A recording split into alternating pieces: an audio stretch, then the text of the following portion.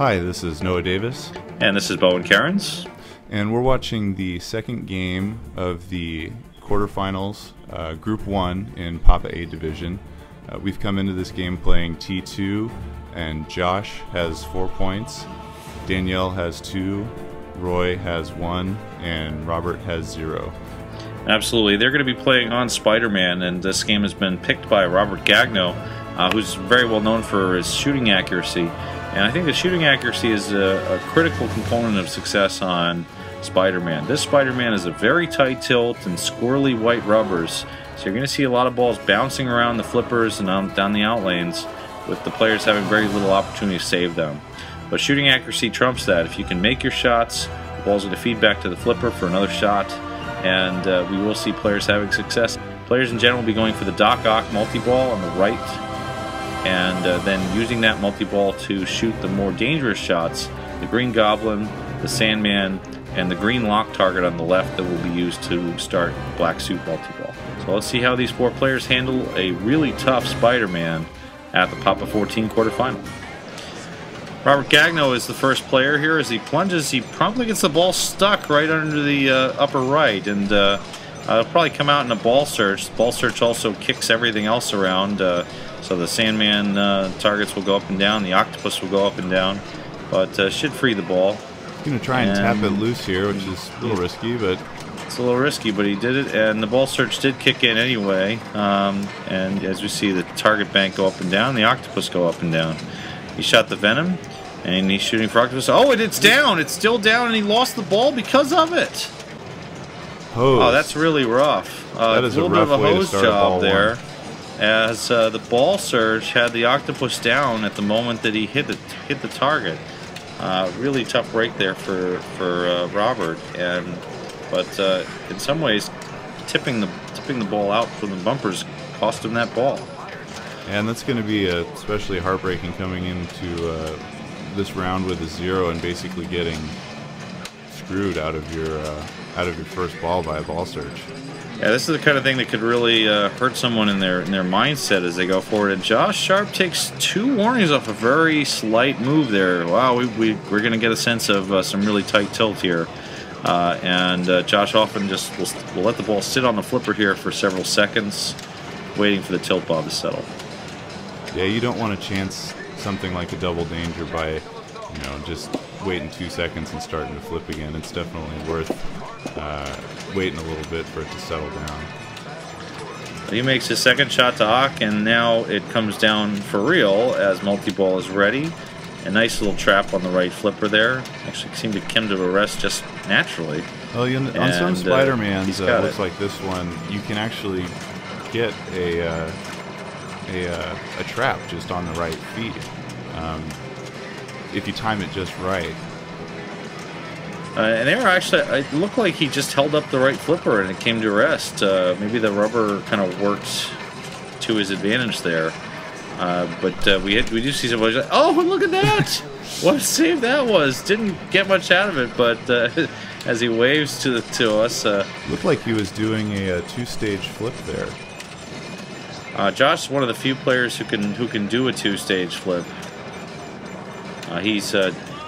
He's used that to great effect on games like Whirlwind. Yeah, there he is again trying that right trap. And the right trap is such an advantage if you can pull it off, because then you can continue to shoot the Octopus shot without really ever putting the ball in danger. And the Octopus from a backhand is much safer than forehand because the ball's got a lot less power on it. So Doc's notorious for doing a kick out, or just firing the ball back and ejecting, which is a little less likely with a backhand. Josh, a very vocal player, probably the most vocal player we have at Papa. And anytime the ball's out of control, you can kind of tell how far out of control the ball is by how loud he's yelling.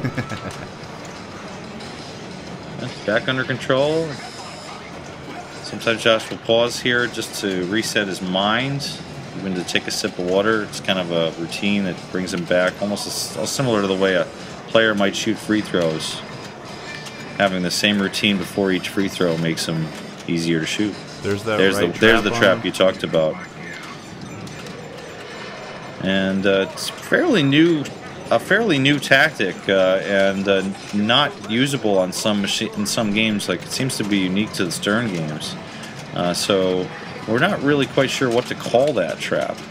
A sling catch, a post catch. There's a lot of potential names, but we're still not sure what to call it. But there, Danielle traps the ball just by holding the flipper up, and that's a little different. So we'll see if that can work. That really, and no, it doesn't work consistently. It didn't matter. He made the shot right away. But so it seems like on really slow rollers, you can just hold the flipper up on this and it'll trap. But if the ball's got any speed, you're going to have to hit the flipper right at that key moment when the ball is underneath the slingshot post. Right. Danielle using the multi-ball as an opportunity to shoot the dangerous targets on the game. The lock target has his first lock lit, and then a shot through the spinner to get that, and he's right back on the lock target again. It takes 2 shots to that lock target to light each lock on the extra hard settings we have here, and he's lit the second lock. This is really a terrific strategic play here, because otherwise every shot to that lock target would be dangerous in single ball play. The worst thing that can happen to him here is he goes back to single ball. But and again, he's ready to go on black suit now because of the work he put in on Doc Ock. So now he's going right back into multi-ball. That was beautiful, and in fact, he did it so quickly that Doc Ock multi-ball has continued. So the multi-ball that was going on beforehand, the fusion malfunction, is still ready, and you can see that the super jackpot for fusion is ready on the octopus shot right now. Now, would you have maybe let that time out before starting? So this players have very different opinions on this, and my opinion is that you make more points. Oh, and he double drains back out of the multi-ball. You make a lot of points out of the regular goals, like completing Sandman and completing Green Goblin. The points in the actual black suit multi-balls, you see 2 million for black suits and 1.5 million for fusion. Those are just not that important. They're very low point totals. Even though you're like, oh, it's multi-ball, it's better, it should be important. The actual importance in multi-ball is having another ball out there to shoot stuff. Like more bumpers, more goblin shots, more Sandman shots where I can shoot the Sandman without worrying that I'm going to end my ball by the risk of a drain. And a lot of those points are just going to come from keeping a ball in play or a couple balls in play, especially if you can get one trapped on one side. That was a beautiful backhand there. Left orbits to pick up bumpers. Hey, regardless of that, Danielle's playing an awesome ball right now. So he tried to drop catch there. The ball was moving too fast. Danielle Acharian's ball 1 at 33 million. Great ball as Roy Wills takes over his ball 1.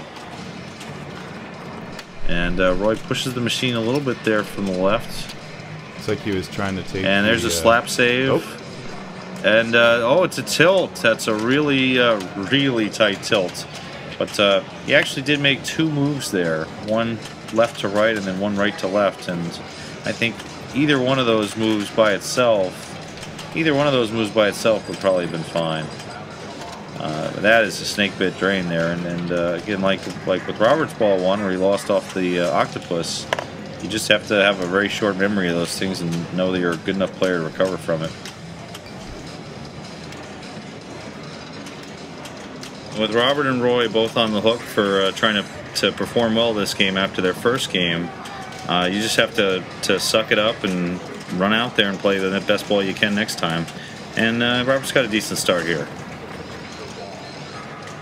My guess is he's going to be going for Ock right off the bat.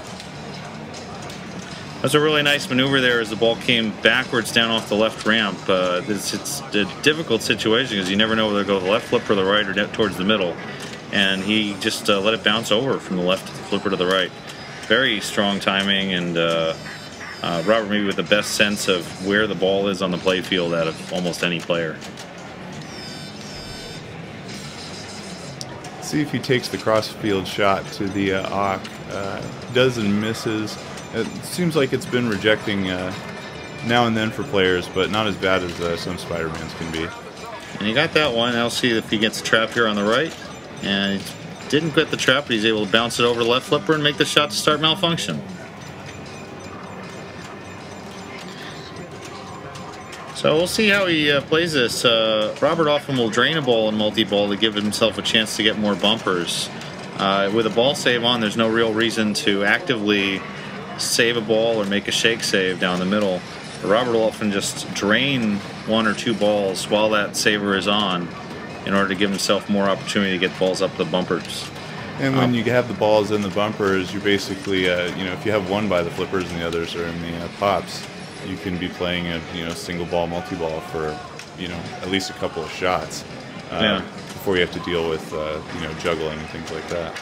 So smart play there. Put it back in the bumpers through the spinner. Spinner's worth points. Bumpers are worth points. And you see that Robert's already to 14 million from 2 million at the beginning of the ball, and he's earned most of his points through regular play, not through the shot making and malfunction. Not sure what happened there to end the multi-ball. Is a little bit obscured by his head. But he's back to single ball. And he's got a couple options now. I think he'll maybe go back for the second octopus, shoot it in for... He'll take 4 shots for the second one. But giving it some thought. With that lock target being kind of sketchy, it's generally better to go for... black suit locks when you've got another multi-ball happening. So going back to Ock makes perfect sense in this case. If you can get bank bust started and then maybe pick up a couple locks while he's got multiple balls in play. And basically at this point, until Robert misses a shot, he's in control. He can shoot the octopus with a backhand and then catch the ball again, and just missing there off the blue nub. But pretty easy recovery there by comparison to a crossfield shot.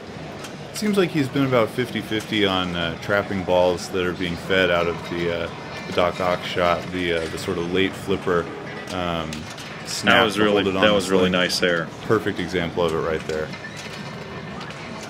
And back in, 2 more shots to go. This on hard settings, all it really does is add to the number of shots you need. And there was an example of a busted catch, but even the busted catch works out okay.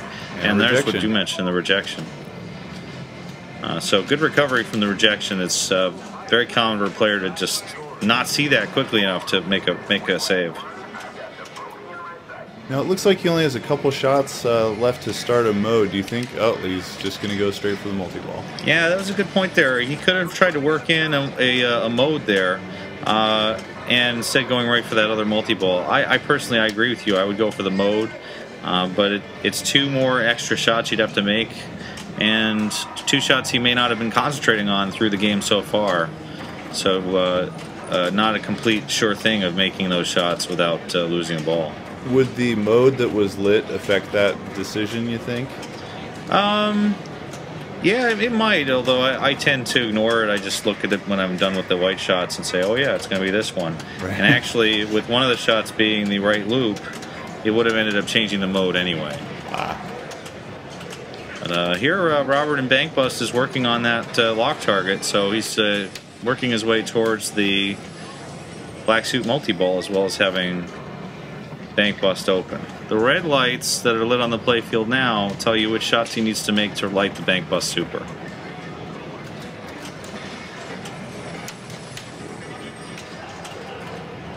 And very nice controlled play there.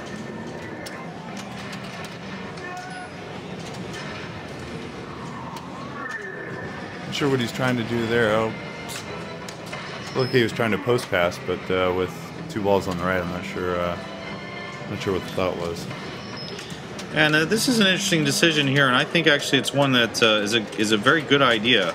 That using the opportunity to go for Goblin points and for Sandman points, as well as still trying to cash in the black suit locks. I think with that one we saw earlier, he was trying to backhand it to the lock target. To the okay.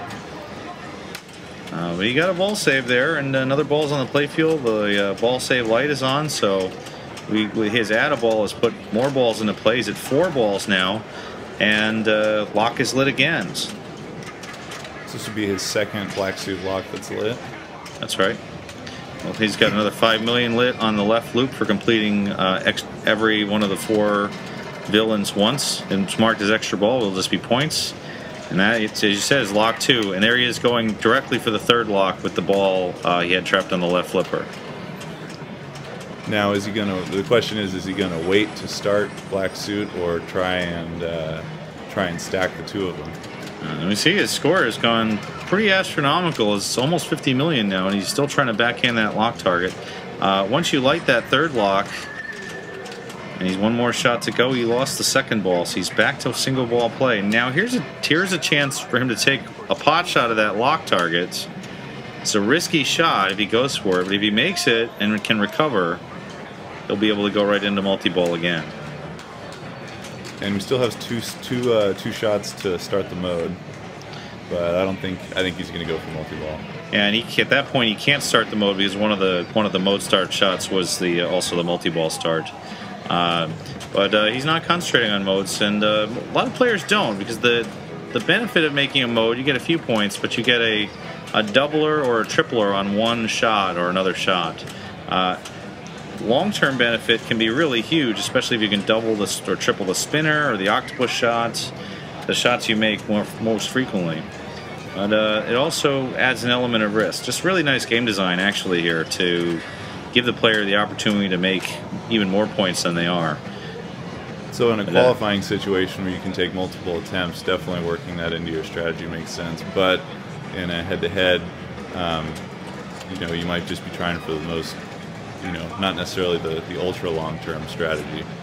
That's a really strong point, because you can easily fail at that strategy of trying to start modes, lose a ball or 2 trying to start them, and end up with a zip game.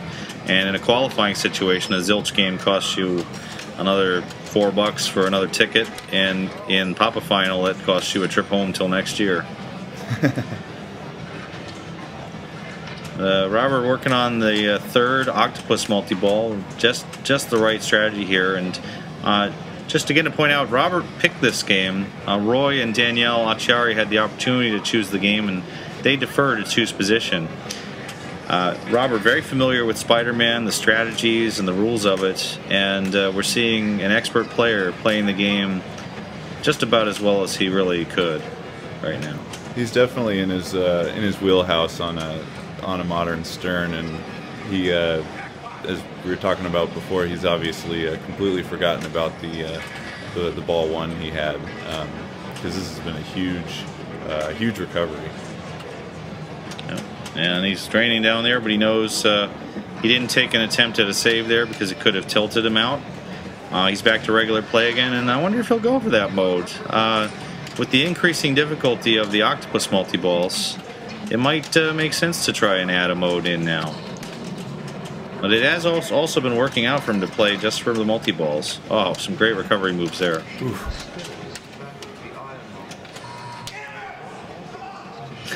And at what point would a player, what point do you think he would start going for Battle Royale? I think Battle Royale, if it happens in Battle Royale you get for finishing each villain twice, it'll just happen in the natural run of play. He's already pretty much there on Sandman. He's already there on Octopus. The 2nd Venom, I believe, is about to run, and the 2nd Green Goblin is about to begin. So it may just happen for him. I don't think I would change where he's going for. The Arm to the Dock multi-ball will be a 4-ball multi-ball if he gets that started with 1 shot here. And then he can use those balls to work on his other goals. And there was a shot towards the right ramp. I wonder if that was on purpose, but I think it wasn't. And yeah, he's going back to Ock, and it's no reason to change his strategy when it's been working for you. Absolutely. And yeah, he'll need a few more left ramp shots to play the 2nd Venom mode, and he'll need those octopus shots. But just watch the score when he hits the octopus, or when he hits the Green Goblin or hits the Sandman. There was 1 million points right there for a Sandman shot. Meanwhile, all the jackpots in this octopus multi-ball are 400,000. So the priority shot there's 4 million for that shot into Sandman. And he's got a super lit on the right. Let's see what he picks up for that. Look at this super. This is going to be a massive super die. Huge animation. 400,000 points. So even though the game says something's a jackpot or something's a super, it's really how many points is it worth? And Robert seems to be finding the points better than finding the goals. So that big flashing light saying, "Go shoot me, please." No, actually, I'll take the points off Sandman and everything I can get for free. It's definitely a case of you know, a player knowing, thoroughly knowing a game's rule set, and then giving them a, you know, an advantage over someone who's not as familiar, you know, is not as familiar with the intricacies of a game, because, you know, the rule of thumb is shoot the lit shot, but that doesn't necessarily apply here. Right. So Robert ends his ball with 85 million points, just a humongous ball, and this puts a lot of pressure on the other players. There's Josh Sharp taking 2 warnings and get away with that one. Time to drink some water. Time to drink some water, and time to relax a bit, let the tilt bob settle down. It was a very dangerous move there. I think he probably didn't need to move the machine as much as he did to save it. And kind of lucky to get away with it. We saw Roy tilt on a similar move earlier. And it sucks to turn a 3-ball game into a 2-ball game. We almost had that for Josh.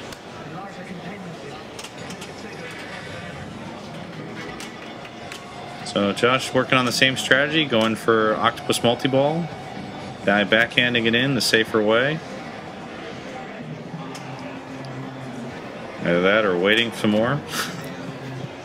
Hey, he's taking his time. Yeah, there's no time limit. There is a combo timer down. He's just going to ignore those combo points? Come on. That's good points.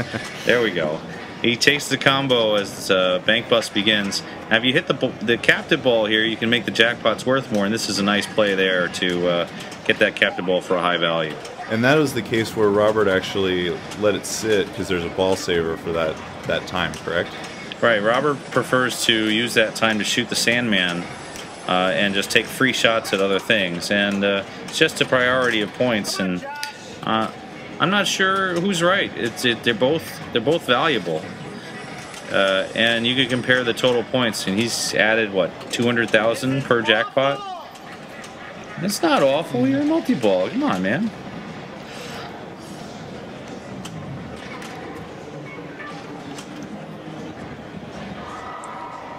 So Josh finishing Sandman, and there was a shot to the lock target and an unfortunate result as it drained down the right out of control.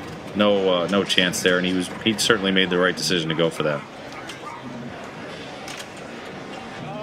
Oh, and a tough drain. Oof. Wow. He missed the shot with the upper flipper, and then it sailed into that target bank on the right and down the middle. So he's got one shot left on the lock target starting next ball, and I didn't see if he had 2 balls or just one ball locked at the end of that round. I think he may have had 2 locks from ball 1, but I don't recall it all that well. Now we have Danielle taking over, and Danielle becomes the first player to finish the white lights for the mode start. This will give him a chance to shoot a shot to double it. And he did take a doubler on some shot. I didn't tell which one. And unfortunately, wow, a rejection drain. Good shot to the octopus. And the octopus said, nope, your ball's over. Yeah, just kind of rattled out of there. Trickled right down the middle. That's a tough break, and hopefully it won't cost him, because he was set up for a really strong ball that could compete with both Robert and Josh. Here's Roy, and Roy, as you recall, had a tilt on ball 1, and he tilts again. Oh my God! And we'll maybe have to watch that again in slow motion to see exactly where that happened. But he was slapping both sides of the machine, and you get that ball in motion. As Robert has a zilch ball 2, a ball 3, excuse me. He ends his game at 87 million. I think what can happen when you have a game like this with a tight tilt and even just the right combination of slapping the right flipper and then the left flipper with enough force will start it swinging. So someone might not necessarily jam the machine one way or the other, but the momentum and rhythm that they get it going in is what causes those dangers and tilts. And you just have to be careful about that, especially given what happened to him on ball 1. And you've seen it happen to other players as well. Really losing the ball in an unnecessary way, I feel. And well, that's when you start playing Spider-Man on your being more of a shot-making game. It's him missing shots that would cause him to even make those saves at all. But really unfortunate result for Roy. He's going to have a terrific ball 3 to pull himself out of the fire. And Josh is in black suit. He did get that third lock. We heard him kind of yell there at the beginning of the ball, hoping to get control and a chance to make the third lock. He did. And he probably should be working on the octopus as well here, trying to get into the third octopus multi-ball. He has to chase Robert Gagno. About another 40 million to get Robert at this point. Robert has 87 million and he's done. So Josh knows exactly what he needs to get to, or if he doesn't, he'll look through the status report to find out. And a pretty lucky break there. The ball out of control flew around the left ramp. But he's definitely right in his goal to go for the Doc Ock shot, trying to get to that third octopus multi-ball. Bad cradle separation there, and he almost lost it at a power in lane instead. Not very successful with shots to the left ramp. And as you were saying earlier, we didn't see a player test the waters of letting the ball just drop, as there was a little nice tip over by Josh. Oh, and not letting the not taking the upper flipper shot. Right. The upper flipper shot, if you miss that shot, as we've seen from player after player, the ball is out of control for Roy. That's led to both of his drains and tilts. For Josh, it was lucky for him that he was able to continue the multi-ball after that. Here's a beautiful play there. Oof. As he sees the ball is coming down the middle, using the other ball for a carom and back under control. Just perfect play there. Yeah, he could be in single ball play now, but he took the shot and is continuing on. And Josh choosing to flip away from the right instead of trying to catch the ball. Ooh. Pretty there. There, Josh in the multi-ball had to drop his left flipper in order for the slap save to work. If he didn't drop his left flipper when he shot from the right, it would have hit the bottom of that flipper and drained. So another really smart move there, and just excellent multi-ball play. Unfortunate to drop out of it as the ball drained down the left side with no chance of a save. It's always a calculated risk when you you sacrifice your trapped ball to save the ball on play, but in his case it paid off in spades. It was very pretty too. Where is he at? He's at 57 million, and I think that going back for octopus multi-ball is the right way. And wow, look at that! It's a new rejection over the lane guide. It was very unusual. Out behind the octopus to the right as Josh stops for water. We'll remind you that Josh's heartburn medicine is sponsored by Prilosec. He's got 2 shots for mode too, but that really isn't the way to play it right here. That's just too risky to try for the right ramp, and the spinner isn't as risky. He's used to where that shot is. But there's not enough value in starting the mode compared to starting Ock. If he can start Ock and pick up a few locks towards black suit and do the crisscross thing, he should have a good chance of catching over it. Yeah, and this octopus, what was that? That's another new rejection. Putting it in the hole and then having it not count and kicking it out. So, gives us a little salute there, and unfortunately, the shot didn't register, and it's the first time that's happened, so there won't be a reason to credit him or put the ball to fix the game by opening the machine. Guess Josh we'll watch is for that breaking ground, and Doc Ock misses. So unfortunately, it'll be three shots for multi-ball, where otherwise it would have been 2. So hopefully that won't hurt him. And wow, another rejection.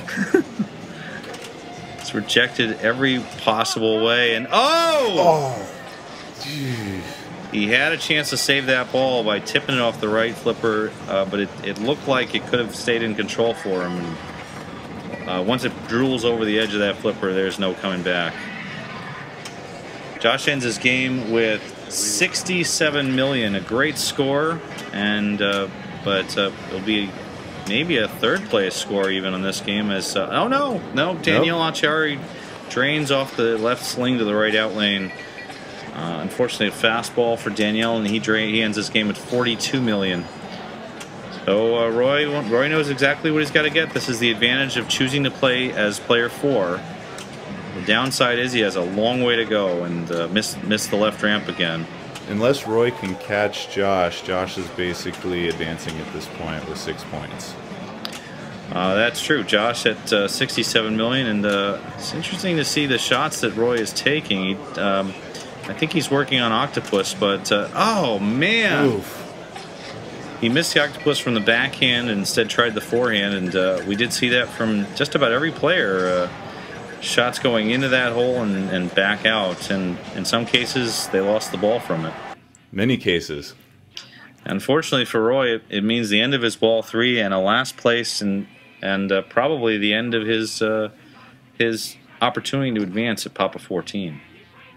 So now we have we decided Josh has got 6. He's basically advancing. Robert has put himself right back in it with a 4.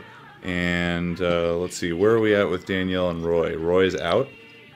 So at the end of the second game, Josh Sharp now has 6 points. Robert Gagno with the win on this game goes to 4 points. A very crucial win for him. Danielle Acciari earns 3rd place, now has 3 points. Roy Wills has 1 point. So in the third game, as we say, usually 6 points is enough to advance, but you never know. It depends on how other players are playing in the other groups. Robert will need at least a 2nd place to advance. Josh ideally is looking for 1 or more points to guarantee his advance. Danielle will probably need to win, and Roy will need to win and get help from the other groups in order to advance to the semifinals. And the next game is Iron Man, so we'll take a look at that next. Great. Thanks for watching.